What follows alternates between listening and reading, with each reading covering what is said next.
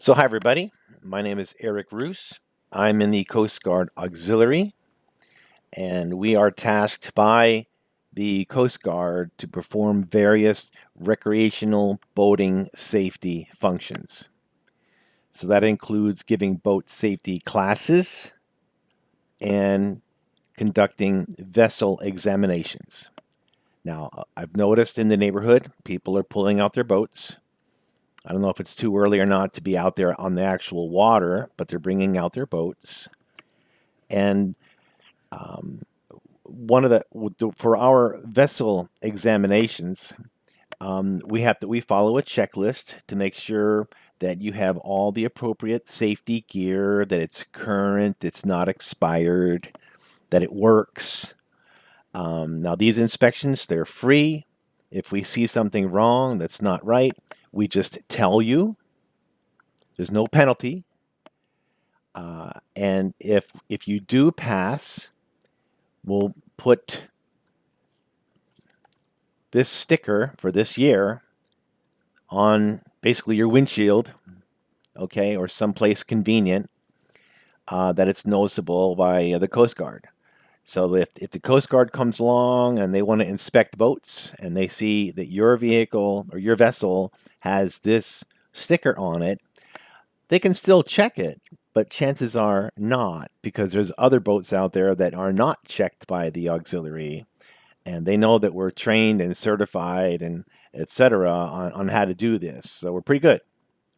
Um, so anyway, now on the flip side, if we don't check your vehicle and then the Coast Guard does and it finds something wrong, you could be fined. Okay, you'd have to pay for that. So it behooves you to take advantage of our penalty-free vessel checks, so that you know whether you're good or not, and if you're not, you know what to get. Okay, and we'll even bring someone to see if you have mice on your boat. Okay, just a joke, of course. But anyway, so here's our checklist. So I'm just going to go down it. Um, so we're going to make sure that your ID and your registration and your hull number, the HIN, they're all in alignment. So, yes, you own that boat, and yes, the registration matches the hull number under basically the back bumper. Okay. Uh, um, then and we look at the registration for how officially how long the boat is, because that the length of the boat affects what we actually look for. Okay, so but that's an easy one. If the registration will say that, and then we look on the back of the form that shows how things change based on the length of the boat. Okay, uh, so on the checklist, once we get done the registration paperwork and making sure that's okay, right? So the first thing is your display of numbers. So they got to be on the bow of the vessel. They have to be a certain size. They have to be spaced a certain way. So far, I've not ever seen any kind of problem with that. Okay, but nonetheless, it is something just to check off, right? Registration documentation. We know that we just did that, right? Personal flotation devices. Okay, um, all your life vests, and we'll come on the boat wearing a flotation, a Coast Guard approved life vest, all right? Just as an example to you, okay? So you have to, all your life vests have to be Coast Guard approved. We're going to ask you how many people are normally on the boat. So if you say, well, it's me and my wife, me and my husband, and we got 2 kids, well, that will tell us we need to look for 2 adult-sized Coast Guard approved life vests and 2 child-sized Coast Guard approved life vests. Okay. Now, sometimes people buy their life vests in bulk, a big plastic container with a zip tie on it. Well, life vests, they have to be readily available. Readily available. That means if you need them, it's not time to look for something to cut the zip tie. It's not time to open up that bag, and it's not time to distribute them to people. They have to be out of there, out of the bag, and readily accessible. Okay, that's important. Now, a lot of times, all we do if we see someone with the stuff already still in the bag, right? We just say, hey, look, they need to be opened up. Okay.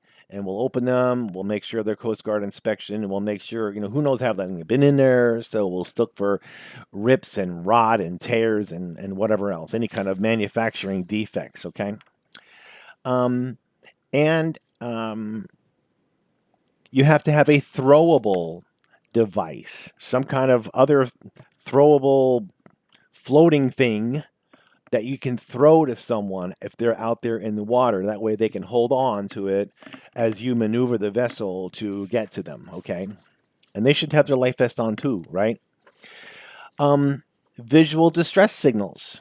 You have to have your 3 maritime flares. Now, not 3 road flares for cars, but so there's different combinations. You can have the electronic ones that flash. You can have the flare gun with the different colors. You can have the flares. So there's different varieties of visual distress signals that you can actually have. But if you do have flares, the standard flares, they expire. And many times so far, I have found the flares, he had just bought them and they were already expired. So when you get them, make sure that they're current. It does no good that they're still in the package if they're expired. Okay, so check the date. I think they're only good for like 2 years. Okay, fire extinguishers. Okay, so again, depending on the length of your boat, you need a different amount of fire extinguishers. They have to be Class B. B meaning for oil, gas, burnable liquids, right? And a new rule is if the date of manufacture of the fire extinguisher is not on the bottom of the boat, bottom of the fire extinguisher, it's expired. It doesn't matter if the dial on the top says it's fully charged and ready to go. No, if the year of manufacture is not on the bottom, it's expired, and it's good for 12 years. Okay. So then, depending on the type of boat you have, we'll ask, like if you have an engine compartment that's covered up, we'll ask you to turn on the ventilation system. We'll listen for the blower motor. We'll feel for air coming out. And that's going to make sure that there's no combustible fumes in the engine compartment, right? So once that's on a while and we feel, okay, it's had a chance to vacate the space there, then we'll basically pop the hood there in your engine, and we'll see if it's clean.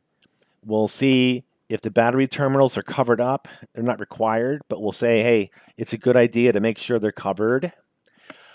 If your engine is gasoline powered, we'll see if the flame suppressor is clean and securely attached to the carburetor.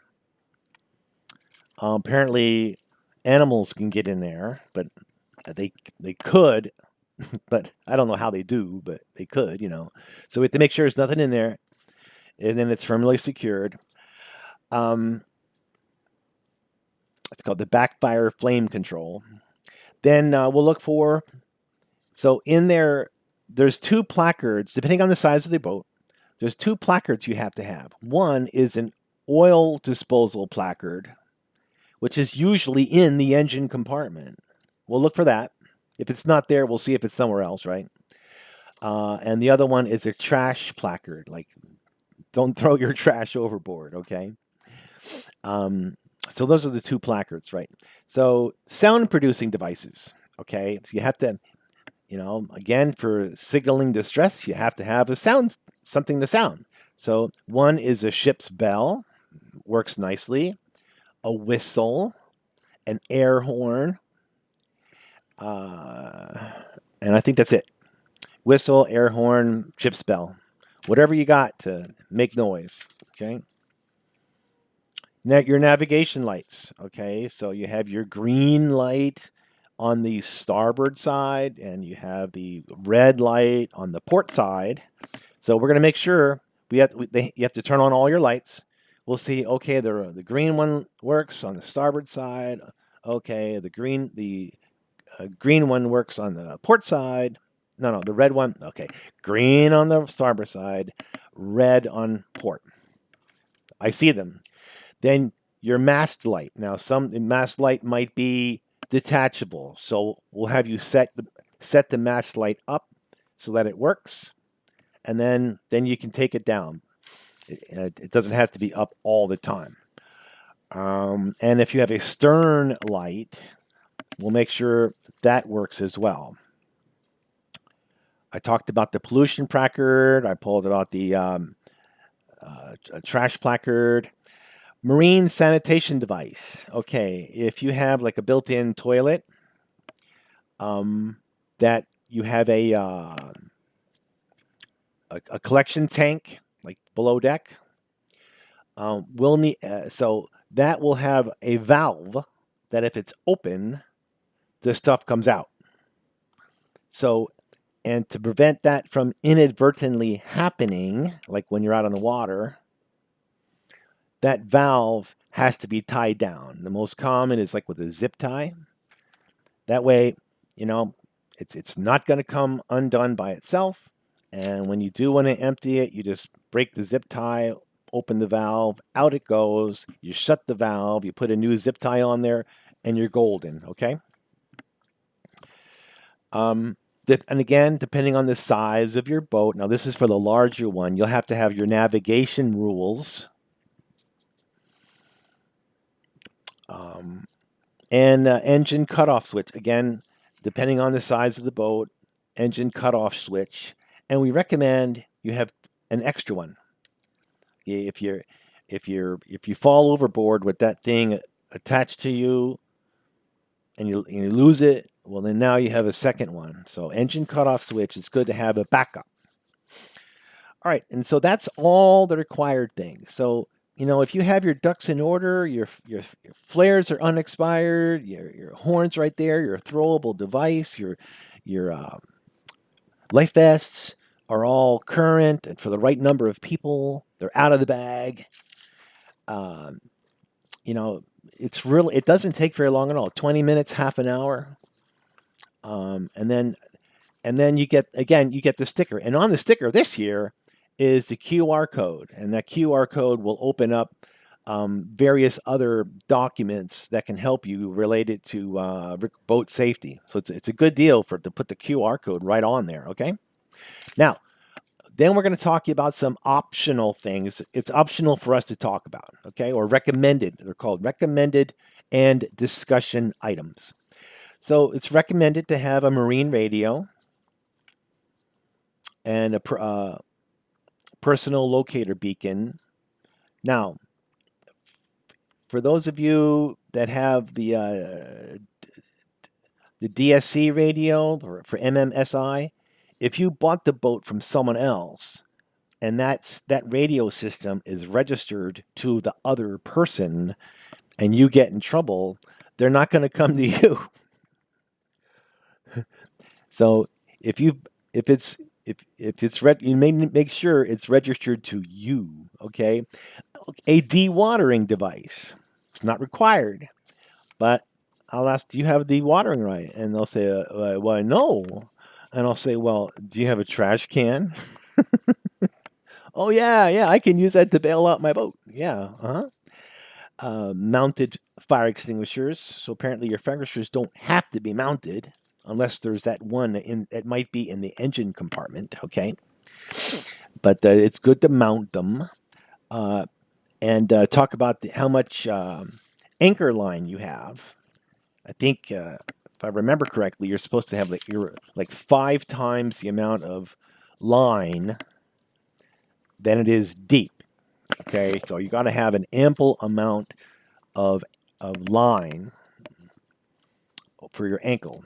First aid kits, good thing to talk about. Make sure it's current, nothing's expired in there. Uh, the deck free of hazards and a clean bilge. The electrical systems I talked about. The battery that it's recommended that the terminals be covered. Carbon monoxide, maybe a detector there. Charts, you have your charts.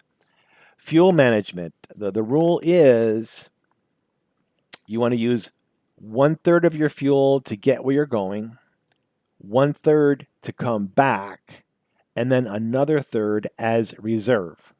Because maybe on the way back, you're on a big headwind and now you're using more fuel.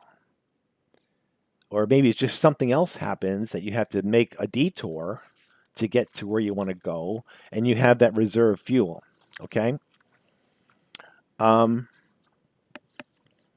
Galley and heating systems. Well, just check that the galley, that there's no combustibles near there, that you have, again, a Class B fire extinguisher there in case you have an oil fire.